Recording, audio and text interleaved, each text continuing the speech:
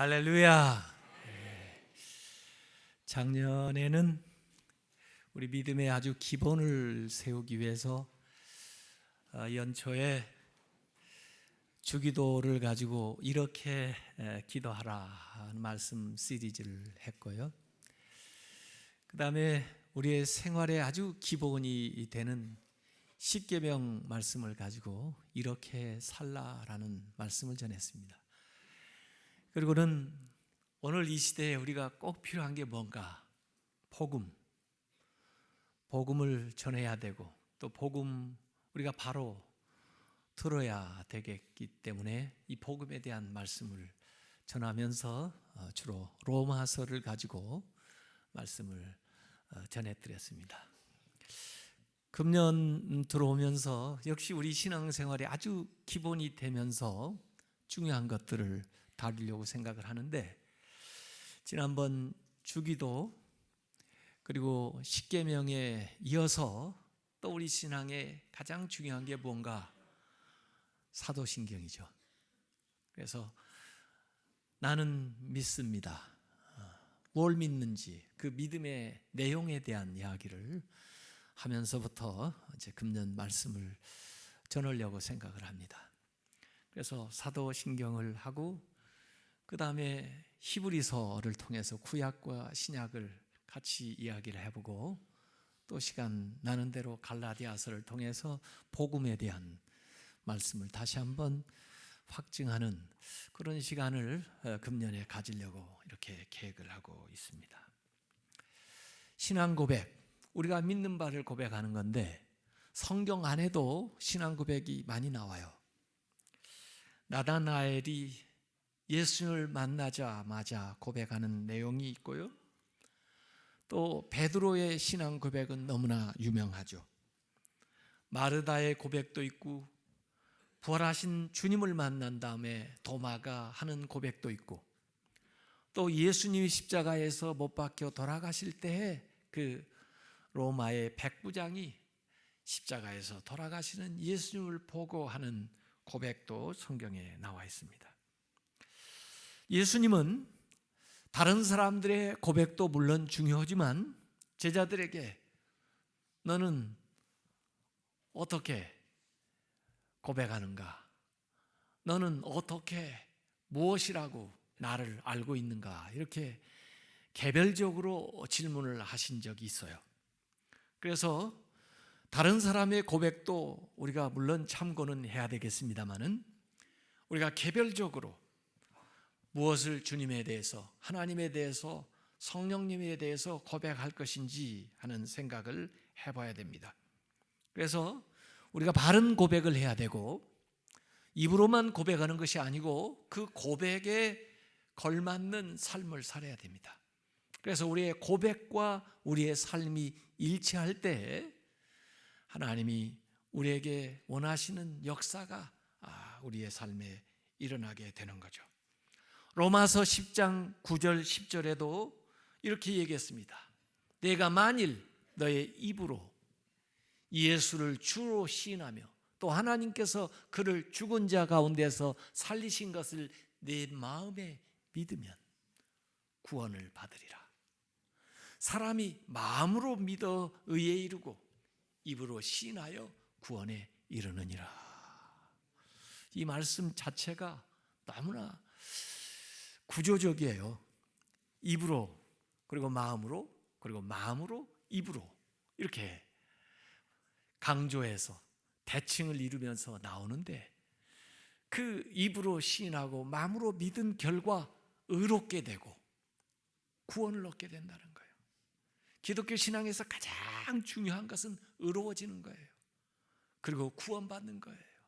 그것이 바로 우리가 입으로 시인하고 마음으로 믿을 때 되어진다는 거예요. 그러니까 이 신앙 고백이 얼마나 중요한지 모릅니다. 여러분이 바른 신앙 고백을 할 때 의로워지는 걸 믿으시기 바랍니다. 여러분이 바른 신앙 고백을 할 때 구원에 이르는 걸 믿으시길 바랍니다. 그래서 오늘 사도신경은 시작할 때 나는 믿습니다. I believe in 하고 시작하는 거예요. 옛날 우리 사도신경 외울 때는 여러 가지 것들을 얘기한 다음에 뒤에 나는 믿습니다 이렇게 얘기했는데, 새로 이제 개정된 사도신경은 그 어순에 있어서는 아주 잘 한 것 같아요. 나는 믿습니다 선언하는 거예요 먼저. 그 다음에 그 믿는 내용이 뒤에 나와요. 우리는 믿습니다 그렇게 하지 않았어요. 나는 믿습니다 그랬어요. 물론 우리가 같이 고백합니다마는 그 안에서 나의 믿음을 고백하는 거예요. 다른 사람이 아무리 나를 위해서 대신 고백해 줄 수가 없어요. 나의 고백이 있어야 돼요. 그래서 크레도, 나는 믿습니다, 신앙 고백이죠. 이 신앙 고백에는 두 가지 요소가 나와요. 사실에 대한 믿음이 나오고 사역에 대한 믿음이 나오는 거예요. 그래서 주로 큰 부분으로 나누면 성부 하나님, 성자 하나님, 성령 하나님 나오는데, 그 하나님에 대한 사실을 먼저 얘기하고 그 하나님이 하신 사역이 고백되어 나오는 거예요. 그래서 간단하게 얘기한다면 하나님, 성부 하나님은 창조하신 하나님, 성자 하나님 예수님은 구속하신 하나님, 그리고 성령 하나님은 우리를 성결케 하시는 하나님, 이걸 우리가 고백하는 거예요. 그래서 그 하나님과 그 하시는 사역을 고백을 하게 되는 거죠. 그래서 크게 보면 세 부분으로 나눠져 있고, 세분화하면 12개의 지문으로 구성이 되어 있어요. 그래서 각 지문마다 사도들의 이름을 하나씩 붙여줬어요. 그래서 12사도의 이름이 거기에 원래 원어 고백할 때는 등장을 하고 있습니다. 이게 오늘 형태로 주어진 것은 9세기부터 주어졌습니다마는, 그러나 초대교회 때부터 많은 신학적인 논쟁, 토론, 그리고 이단들과의 그 싸움, 이것을 통해서 우리가 믿는 바를 아주 간단 명료하게 정리할 필요성이 있었기 때문에 초대교회 때부터 고백되어 내려온 거예요. 그래서 사실은 이 사도신경은 이단을 판별할 수 있는 기준이 되고 우리 신앙생활에 아주 정수가 되는 고백이 되는 겁니다. 이단들을 만나가지고 이 얘기하면요, 이단들은 전부 이 사도신경을 고백하지 않습니다. 사도신경 중에 일부를 또 부인합니다. 그래서 교회사 속에서 이 사도신경은 우리가 믿는 믿음의 기초를 세울 뿐만 아니라 이단을 분별하는 기준이 되었던 말씀인 거죠. 그래서 그냥 입으로만 외우는 게 아니라 이 말씀대로 우리가 살면서 몸으로 고백해야 되는 이 신앙 고백이에요. 사실 모든 순교자들은 이 믿음을 지키기 위해서 순교한 것입니다. 그러니까 이 신앙 고백은 목숨 걸고 지켜야 되는 믿음이죠. 초기에는 세례하기 전에, 세례 주기 전에 세례 문답으로서 이 사도신경을 하게 했죠. 그랬는데 이제 그 하나님에 대한 고백, 삼위일체 하나님에 대한 고백을 니케아 신조 325년에 한 이후로 다양한 고백적인 요소가 거기에 더해져서 390년경에 이 사도신경이 확정이 된 겁니다. 그래서 이 사도신경에 나오는 모든 단어들은 성경에서 추출된 단어들이에요. 어찌 보면 성경의 축소판이죠. 그러니까 성경을 제대로 해석하고 읽으려면 이 사도행경, 사도신경으로 비추어서 읽어보면 그 정신을 제대로 이해할 수가 있게 되어 있어요. 그래서 이 12개 지문을 하나씩 붙들고 12주 동안 나는 믿습니다 라는 주제로 제가 말씀을 전하려고 해요. 그래서 이전에 기도, 주기도는 신앙생활을 얘기했고, 그 다음에 십계명은 일상생활을 얘기했다면 이 사도신경은 교리, 가장 중요한 중심적인 교리를 말씀을 통해서 우리가 배우는 시간이 될 겁니다. 첫 번째 지문은 이렇게 나옵니다. 나는 전능하신 아버지 하나님, 천지의 창조주를 믿습니다. 하나님에 대해서 고백하는데 하나님에 대해서 세 가지로 설명을 해요. 전능하신 하나님, 아버지 하나님, 창조주 하나님이에요. 그러니까 하나님인데 어떤 하나님이냐? 전능하신 분이다, 아버지다, 창조주다, 이렇게 설명하는 거죠. 전능자라고 하는 것은 하나님의 속성을 얘기하는 거고, 아버지라고 하는 것은 하나님의 인격성을 얘기하는 거고, 창조주라고 하는 것은 하나님의 사역을 얘기하고 있는 거예요. 이걸 고백하는 것입니다. 그래서 먼저 전능하신 하나님, 전능자 하나님을 우리가 고백해요. 하나님은 절대자이십니다. 절대 자유를 가지고 계신 분이고 절대 주권을 가지고 계신 분이에요. 그분을 우리는 믿는 겁니다. 하나님과 우리 인간 간에 전혀 다른 것이 있어요. 또 공유되는 것도 있고요. 다른 것을 뭐라고 하냐면 비공유적 속성이라고 그래요. 하나님과 우리가 공유할 수 없는 하나님에게만 속한 속성이 있어요. 그게 전능이에요. 하나님은 전능자예요. 또 하나님은 전지하신 분이에요. 전지, 모든 걸 아시는 분이에요. 우리는 아는 게 제한이지만 하나님은 전지하신 분이에요. 하나님은 전제하신 하나님이에요. 전제, 무소부재하다 말이죠. 어디든지 계시는 분이에요. 그리고 그 하나님은 영원하신 분이에요.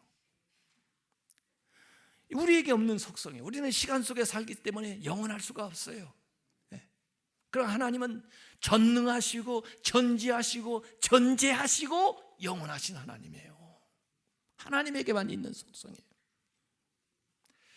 물론 하나님을 믿는 사람이 하나님에게서부터 받아가지고 하나님의 속성 중에 공유할 수 있는 게 있어요. 그게 뭐냐면 선한 거, 공의로운 거, 자비로운 거, 신실한 거, 사랑하는 거, 이런 것들은 하나님과의 관계를 통해서 주어질 수 있는 거예요. 공유할 수 있는 속성이 있어요.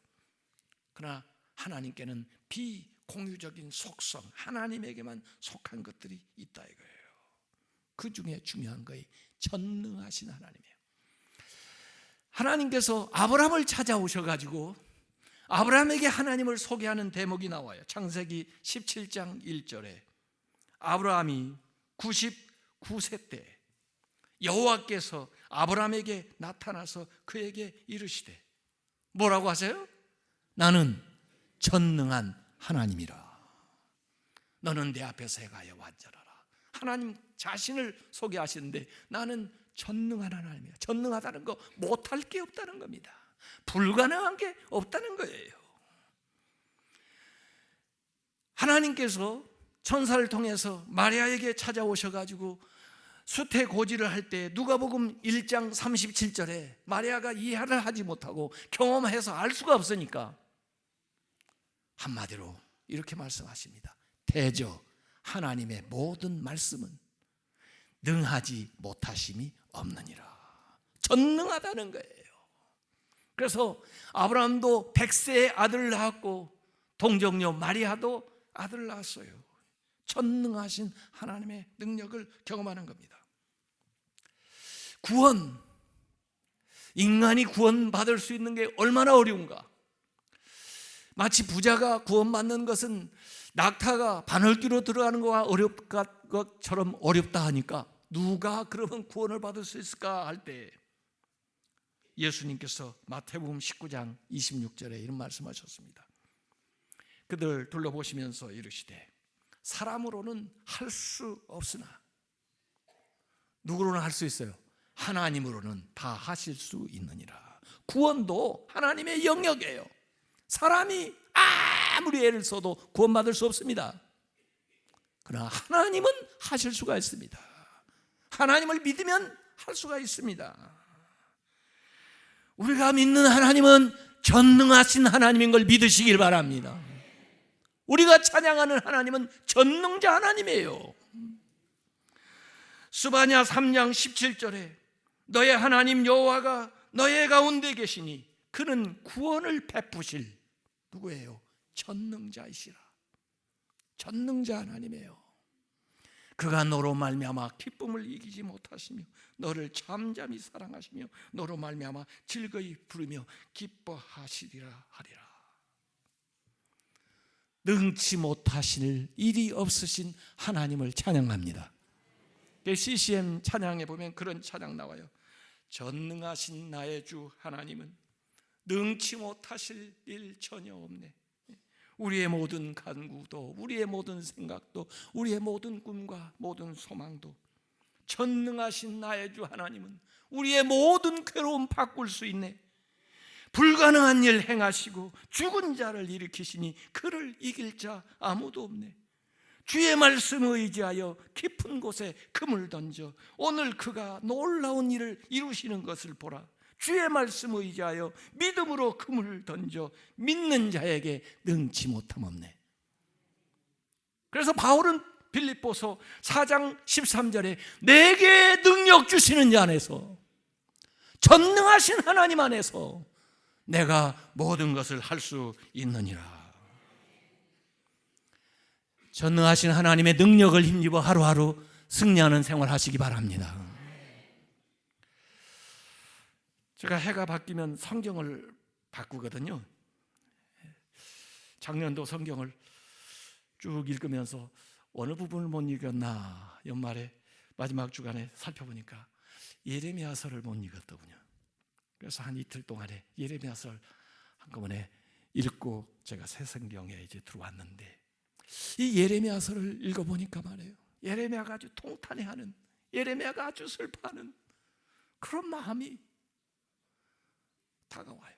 느껴져요. 왜 이렇게 예레미야가 슬퍼하나 하고 봤더니, 아니 전능한 하나님을 믿는 이 백성들이 말이야, 왜 그 하나님의 자녀다운 삶을 못 사니? 하나님이 그 능력을 주시는데, 그 하나님이 그 전능자신데 그 하나님 백성다운 모습이 어디 갔니? 하는 거예요. 마치 전능하신 하나님을 고백하면서도 그러지 않는 사람들처럼 살아가는 이 모습이 너무 통탄스럽다. 하나님이 주신 복도 못 받고 하나님이 주신 능력도 행사하지 못하고 이렇게 심판을 자초하고 있으니 이 백성 어떡하냐? 그러면서 예레미야가 통탄하는 얘기예요. 예레미야서 32장 17절에 보니까 슬프도소이다 주 여호와여, 주께서 큰 능력과 펴신 발로 천지를 지으셨사오니 주에게는 할 수 없는 일이 없으십니다. 모든 것이 가능한데.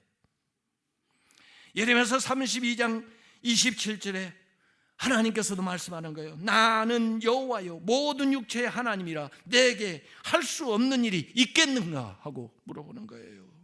그런 하나님을 믿으면서도 마치 능력 없는 자를 믿고 따르는 것처럼 생활하는 모습이 너무나 한탄스럽다는 거예요. 우리는 그 전능자의 그늘 아래 살고 있는 걸 믿으시길 바랍니다. 누구도 여러분을 넘어뜨리지 못할 거예요. 무슨 일이든지 믿음으로 할 수 있을 거예요. 주님이 전능자가 여러분과 함께 하시기 때문에요. 그것을 고백하는 겁니다. 그리고 창조주 하나님을 고백하고 있습니다. 하나님은 창조자예요. 하나님이 모든 것을 만드시고 하나님이 창조자예요. 성경 시작할 때 제일 먼저 1페이지 첫 번째 문장이 태초에 하나님이 천지를 창조하시니라. 이 세상 만물이 다 하나님의 것이에요. 하나님이 주인이에요. 우리는 이 세상에 왔다 가는 손님이에요. 우리는 피조물이에요. 하나님만이 창조자예요. 하나님은요, 누구에 의해서 만들어진 게 아니기 때문에 하나님은 스스로 존재하세요. 그래서 출애굽기 3장 14절에 모세에게 하나님을 소개할 때 나는 여호와, 그 여호와라는 말의 뜻은 나는 스스로 있는 자다라는 뜻이에요. 우리는 스스로 있는 자가 아니에요. 우리는 하나님에 의해서 만들어진 자고 하나님께 부름받아 나온 자들이에요.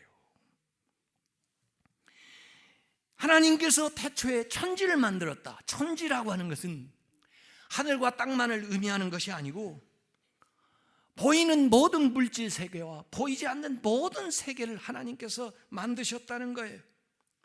하나님께서 시간을 만드시고 하나님께서 공간을 만드시고 또 그 안에 채워낼 물질을 만드시고 그리고 그 안에 생명체를 만들어 놨어요. 보니까 하나님이 밖에서부터 안으로 만들어 들어오셔가지고 우리 자신까지 이렇게 만들어 주시는 거예요. 원대하고 크고 놀라우면서도 세미하고 자세하게 우리를 만들어 놓으신 거예요. 너무 신비스러운 거예요. 하나님 만드신 걸 하나하나 묵상해 보면요, 하나님의 작품이기 때문에 하나님의 모습이 드러나요. 하나님의 솜씨가 드러나요. 그것이 일반 계시예요. 하나님을 알만한 모든 것들을 우주 만물의 생명체에 하나님이 주신 거예요. 그걸 관찰하면 관찰할수록, 알아보면 알아볼수록 그 놀라움과 그 광대함과 그 자세함과 그 신비스러움이 하나님을 고백하지 않을 수가 없다는 거죠. 하나님은 창조주이기 때문에 어떤 피조물과 비교할 수가 없습니다. 어떤 피조물도 신격화해서는 안 됩니다. 그게 인간이 되었든 그게 물질이 되었든 모든 피조물들은 창조주와의 관계를 통해서 자신의 의미를 발견하게 되는 겁니다. 하나님은 절대자시고 모든 피조물들은 상대적 존재예요. 하나님과 관계를 맺을 때만 그 존재가 온전해질 수 있고 그 존재가 의미를 띨 수 있고 그 존재에 가치가 있는 것이고, 하나님과 관계가 단절되면 그는 소외되고 불안하고 불안전한 삶을 살 수밖에 없게 돼 있는 거예요. 그래서 우리가 추구하는 완전함, 거룩함, 의로움, 구원, 사랑, 이런 개념들은 하나님과의 관계를 맺을 때에만 그 관계성 속에서 우리에게 주어지는 복들이에요. 오늘 시편은 하나님의 그 찬양을, 시편 8편에 하나님의 창조를 찬양하고 있습니다. 그 놀라운 솜씨를 찬양하고 있어요. 만물에 드러나고 있는 그 하나님의 아름다움을 보는 거예요.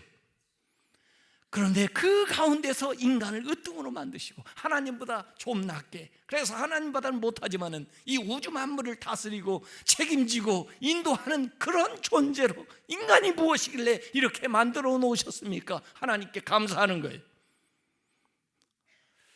그래서 하나님의 이름이 온 땅에 높고 아름답습니다, 이런 것들을 고백하는 것이, 온 세상을 보면 하나님을 찬양하는 것 같습니다, 이렇게 고백하는 것이 오늘 시편 8편의 내용이에요.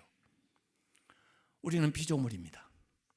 이 하나님이 만드신 자연과 모든 것들, 우리에게 맡긴 가정, 사업, 이 모든 것에 대한 청지기 직분을 감당해야 될 책임이 우리에게 있는 거죠. 주인은 하나님이시고, 이것을 믿는 신앙이 창조신앙입니다. 그래서 우리 제일 먼저 고백하는 신앙이 창조신앙이에요. 창조신앙은 하나님이 우주 만물을 만드시고 그 가운데 인간을 만드시고 이 모든 것을 주관하고 계시다고 하는 것을 믿는 신앙, 이것이 창조의 신앙이에요. 이 창조의 신앙을 가지면은 우리 안에서 힘이, 능력이 생기고 우리 안에 평안이 임하고 우리 안에 확신이 임하고 우리 안에 감사와 찬양이 있는 걸 믿으시기 바랍니다. 창조주에 대한 신앙이 없으니까 불안하고 두렵고 불만스러운 삶을 살아가는 거예요. 하나님이 이 세상을 만드실 때 무엇으로 만드셨나요? 무엇이 재료가 됐나요? 말씀으로 만드셨어요. 기독교는 말씀의 힘을 믿는 겁니다. 하나님이 말씀할 때 말씀한 대로 되는 겁니다. 하나님이 말씀하니까 말씀한 대로 순종, 그 하나님 말씀한 대로 순종 그대로 되니까 하나님 보시기에 좋았더라예요. 그래서 하나님이 우주 만물을 만드는 1, 2장의 과정을 보면은 전부 말씀하시고 그대로 되니라 보시기에 좋았더라예요. 이게 반복되어 나옵니다. 하나님 말씀하신 대로 순종하면 보시기에 좋은 거예요. 그것이 하나님이 인류를 만들어 놓은 모습이에요.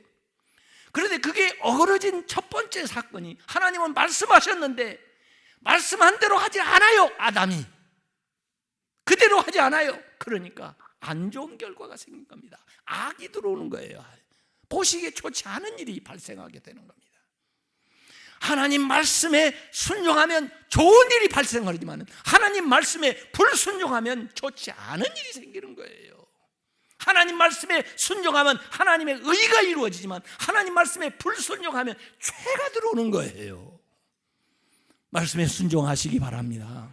그래야 아름다고 복된 삶을 살아가는 거예요.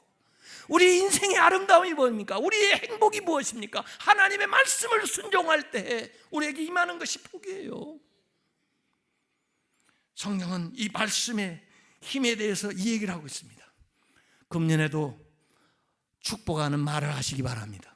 긍정적인 말을 하시기 바랍니다. 감사하는 말을 하시기 바랍니다. 찬양하는 말을 하시기 바랍니다. 칭찬하는 말을 하시기 바랍니다. 격려하는 말을 하시기 바랍니다. 아이들에게도 그래요. 너는 정말 특별한 아이야. 너는 정말 나의 인생의 최고의 작품이야. 난 너를 생각하면 너무나 자랑스러워. 너무나 감사해. 넌 반드시 승리할 거야. 여러분 자녀에게 그렇게 얘기해 주세요. 여러분 자신에게도 얘기하세요. 나는 소중한 존재야. 나는 사랑을 받고 있어. 나를 위한 하나님의 놀라운 계획이 있다고. 멋진 미래가 나를 기다리고 있어. 복은요, 말로 표현하기 전까지는 복이 아니에요. 서로 한번 축복합시다요. 새해 복 많이 받으세요. 복을 빌어줘야 돼요. 여러분을 제가 축복하기 원합니다. 여러분들은 하나님의 사랑을 받으며 인생의 분명한 목적을 아는 복을 받았습니다. 여러분은 창의력과 용기와 지혜와 능력과 물질적인 풍요로움을 복을 받았습니다. 가정의 화목, 그리고 멋진 친구들, 큰 믿음, 은혜, 꿈의 성취를 복으로 받았습니다. 건강한 육체와 바른 정신, 그리고 성령 충만을 복으로 받았습니다. 인생의 승리와 하나님의 완벽한 보호하심을 복으로 받았습니다. 여러분은 나가나 들어가나 복을 받을 것입니다. 자녀들은 존귀해지고 여러분의 사업은 창대하는 복을 받을 것입니다. 여러분이 금년에 손을 대는 일마다 잘되고 번영하고 성공할 것입니다. 미래 이전에 경험하지 못했던 놀라운 축복이 여러분을 기다리고 있습니다. 성경의 위대한 인물들처럼 여러분의 삶도 위대하고 복된 생애가 될 줄로 믿습니다. 말해야 됩니다. 그 말씀 속에 그 말씀을 붙들고 믿음으로 나가야 되는 거예요. 그래서 금년에 52개의 성경 구절을 여러분에게 드린 겁니다. 그 말씀을 외우고 그 말씀을 선포할 때 그 말씀의 복이 여러분에게 임할 줄로 믿습니다. 말씀으로 세상을 만드셨어요. 말씀 안에 모든 것이 들어있어요. 말씀으로 하나님은 일하세요. 하나님이 만드셨기 때문에 이 세상 주인은 하나님이에요. 하나님, 로드십, 하나님이 주권을 가지고 계세요. 이 우주가 하나님 것이에요. 이 세상이 하나님 거예요. 이 세상의 물질이 하나님 거예요. 이 세상의 모든 생명이 하나님 거예요. 이 세상의 역사가 주님의 것이에요. 내 생명이 주님의 것인 걸 믿으시기 바랍니다. 내 가정이 주님의 것인 걸 믿으시기 바랍니다. 여러분의 사업이 주님의 기업인 걸 믿으시길 바랍니다. 주님이 주관해 주실 거예요. 주님께 드릴 때, 주님이 주인이라는 걸 인정할 때, 하나님이 나를 만드셨다. 하나님이 나를 만드셨다. 이 문장에서 주어가 누구예요? 하나님. 하나님이. 목적어가 뭐예요? 나를. 하나님이 주체가 되셔서 나를 만드셨어요. 하나님이 주어고 내 인생에, 나는 목적어예요. 하나님이 왜 만드셨을까요? 목적이 있어서 만들었어요. 그것이 섭리예요. 창조신앙을 믿는 사람들은 뭘 또 믿느냐? 하나님의 섭리를 믿는 거예요. 하나님의 창조만 믿고 섭리를 안 믿는다. 그건 창조신앙이 아니에요. 창조신앙은 하나님의 창조를 믿고 하나님의 섭리를 믿는 거예요. 섭리는 우연하고 반대되는 거예요. 운명하고 반대되는 거예요. 세상 사람들은 섭리를 믿지 않고 우연을 믿습니다. 운명론에 사로잡혀 살아가고 있습니다. 그러나 우리는 하나님의 섭리를 믿습니다. 하나님의 목적을 믿습니다. 나를 만드신 하나님의 분명한 뜻을 바라보며 나간다는 거예요. 하나님은 영원전부터 나를 향한 목적을 가지시고 나를 부르시고 만드셔서 이곳에 있게 하셨다는 거예요. 그 하나님의 영원하신 뜻과 내 마음의 소원이 합치되게 되면 그 안에서 놀라운 일이 일어나게 되는 겁니다. 그래서 빌립보서 2장 13절에는 이런 말씀했어요. 너희 안에서 행하시는 이는 하나님이시니 자기의 기쁘신 뜻, 그 섭리를 위해서 너희에게 소원을 두고 행하게 하시나니, 우리의 소원과 하나님의 뜻이 일치되게 되면, 하나님의 섭리이 합치되게 되면 하나님의 놀라운 역사가 일어나는 걸 믿으시길 바랍니다. 그래서 칼빈은 제네바 요리 문답에 이렇게 문답했습니다. 인생의 제일 가는 목적이 무엇입니까? 하고는 답변하기를, 사람을 창조하신 하나님을 아는 것입니다. 왜 이와 같이 말합니까? 다시 물어보니까 하나님께서는 우리를 통해 영광을 받으시기 위하여 우리를 창조하시고 이 세상에 두셨기 때문입니다. 하나님이 나를 만드셨다는 그 뜻은 하나님이 나를 통해서 영광을 받으시고자 하는 하나님의 섭리가 있다는 것입니다. 그것을 믿고 살아가는 거예요. 우리가 이 세상에 우연히 존재하는 게 아닙니다. 우리 인생에서 만나는 모든 일이 우연히 다가온 게 아닙니다. 하나님의 섭리를 이루기 위해서 음으로 양으로 필요하기 때문에 다가오는 거예요. 심지어 예수님이 그런 말씀했어요. 마태복음 10장 29절에 보니까 참새 2마리가 한 아사리온에 팔리지 않느냐, 그러나 너희 아버지께서 허락하지 아니하시면 그 하나도 땅에 떨어지지 아니하리라. 참새 한 마리도 하나님의 뜻이 없으면 땅에 떨어지지 않는다는데, 만물의 영장으로 만든 나를 하나님이 아무 뜻 없이 우연히 만드셨을까요? 그 사람을 만나서 결혼하게 했을까요? 이 교회에 나와 신앙생활을 하게 했을까요? 하나님의 그 안에 뜻이 있습니다. 하나님의 창조와 섭리를 믿는 사람들은 인내할 수 있습니다. 참을 수 있어요. 요셉의 생애를 보세요. 형님들이 얼마나 못된 짓을 했어요. 또 사람들이 자기를 얼마나 괴롭혔어요. 얼마나 억울한 일을 당했어요.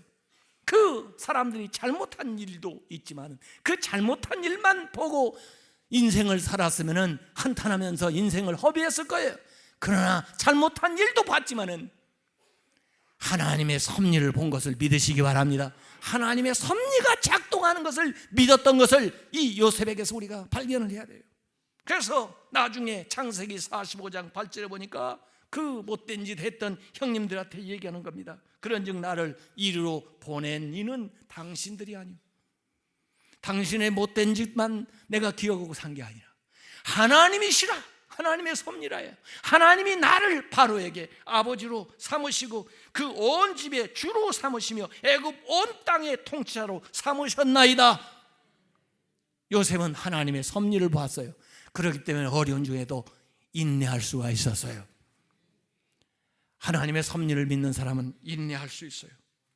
하나님의 섭리와 창조를 믿는 사람은 범사에 감사할 수 있어요. 이 범사라고 하는 것은 좋은 일도 있지만 우리가 바라지 않는 또는 세상에서 좋지 않아 보이는 일도 어떻게 감사할 수 있느냐? 하나님의 섭리를 믿기 때문에 감사할 수 있는 거예요. 로마서 8장 28절에 우리가 알거니와 하나님을 사랑하는 자 그 뜻대로 부르심을 입은 자들에게는 모든 것이 합력하여 선을 이룬다고 했으니까, 그 하나님의 섭리를 믿으니까 범사에 감사할 수 있게 되는 것을 믿으시길 바랍니다. 모든 중앙 가운데서 하나님의 섭리를 믿기 때문에 감사하는 거예요. 하나님의 창조와 섭리를 믿는 사람은 앞에 알지 못하는 미래를 하나님께 맡길 수가 있습니다. 왜? 내가 인생을 주관하는 게 아니라 하나님이 계획하시고 하나님이 주관하기 때문에 내가 모르는 세월 앞으로 가야 될 길조차도 하나님께 맡기는 믿음이 하나님의 섭리를 믿기 때문에 나오는 것입니다. 어리석은 사람들은 자기들이 계획해서 자기들이 생각한 대로 인생을 살아가는 것 같지만 하나님을 믿는 사람은 하나님의 섭리를 믿으며 하나님이 인도하는 대로 나가는 것을 믿으시길 바랍니다. 성경의 부자인데요, 예수님이 어리석은 자라고 얘기한 게 나와요. 누가복음 12장 16절부터 21절에 보면 그 사람은 지혜롭게 농사를 잘 지어가지고 또 그걸 쌓아놓을 곡간도 미리 마련해가지고 자기 나름대로 계획을 잘 세워서 세상 사람들은 볼 때 지혜로운 사람이라고 할지 모르는데 하나님 볼 때는, 예수님 볼 때는 자기 계획만 있지 자기를 향한 하나님의 섭리를 모르니까 어리석은 자가 되는 거예요. 그러나 예수 믿는 사람은 하나님의 뜻대로 살고 주님이 원하시면 이것도 하고 저것도 하고 하나님의 섭리 안에 살아가는 사람이 지혜로운 사람인 것을 믿으시기를 바랍니다. 이 창조신앙은 과거에만 역사한 게 아니에요. 이 창조의 신앙은 과거의 세상을 만들 때도 역사하지만 그 하나님은 오늘도 살아계셔서 새 역사를 우리 가운데 이루시고 앞으로도 새 역사를 창조하시는 것을 믿으시길 바랍니다. 그래서 이 창세기에 나왔던 언어들이요, 요한계시록에 나와요. 새하늘과 새 땅을 창조하는 말이 요한계시록에 나와요. 창세기에 나왔던 생명나무가 한동안 보이지 않다가 요한계시록에 다시 나와요. 그 창세기에 나왔던 무지개의 언약이 다시 요한계시록에 나와요. 그 잃어버렸던 낙원이 다시 회복되어 복낙원 되는 이야기가 새 예루살렘이 요한계시록에 나와요. 하나님은 창조를 계속하시고 그 다음에 하나님은 불언간에 그 창조를 완성하시는 것을 믿습니다. 그 가운데 우리가 살아가는 거예요. 창조의 신앙을 가진 사람들은요, 자기에 대한 분명한 정체성을 가지고 있습니다. 내가 어디서 왔으며 왜 왔으며 어디로 가고 있는지를 아는 거예요. 하나님의 섭리 안에 하나님이 나를 만드셨고 나를 인도하고 계시기 때문에 그런 분명한 자기 정체성을 가지고 사는데, 창조의 신앙이 없는 사람들은, 진화론을 믿고 살아가는 사람들은, 운명론에 사로잡혀 살아가는 사람은 자기 정체성이 불분명해요. 어디서 왔는지를 모르니 어디로 가는지도 모르고 왜 사는지도 모르고 사는 거예요. 마치 저는 이런 사람을 어떻게 비유하냐면, 어려운 영화관에 중간쯤 하고 있을 때 들어온 사람하고 비유를 해보는 거예요. 앞에 뭐이 상영된지를 모르고 뒤에 뭐이 나올지도 모르니 지금 진행되는 얘기를 도통 이해가 안 되는 거예요. 그러나 우리가 경험하지 못했고 우리가 알지 못했던 앞에 하나님께서 우리 앞서서 하신 일을 이 믿음을 통해서, 이 말씀을 통해서 알게 되었고, 우리가 아직 경험하지 못한 앞의 일, 앞으로 전개될 새하늘과 새 땅에 하나님의 위대한 역사를 이 말씀을 통해서, 약속을 통해서 우리가 알게 되었으니, 오늘 우리가 살아가는 삶은 방향 없이 살아가는 게 아니고 우연히 살아가는 것이 아니고 그 믿음 안에서 하나님의 자녀로서의 바른 정체성을 가지고 살아가는 것을 믿으시길 바랍니다. 이게 창조적인 역사예요. 창조의 신앙을 가진 사람들이에요. 이 하나님의 창조적인 형상을 본받은 여러분들이 2016년도에도 새 일, 위대한 일, 놀라운 일들을 행하면서 승리하는 삶을 사시길 주님의 이름으로 축원합니다.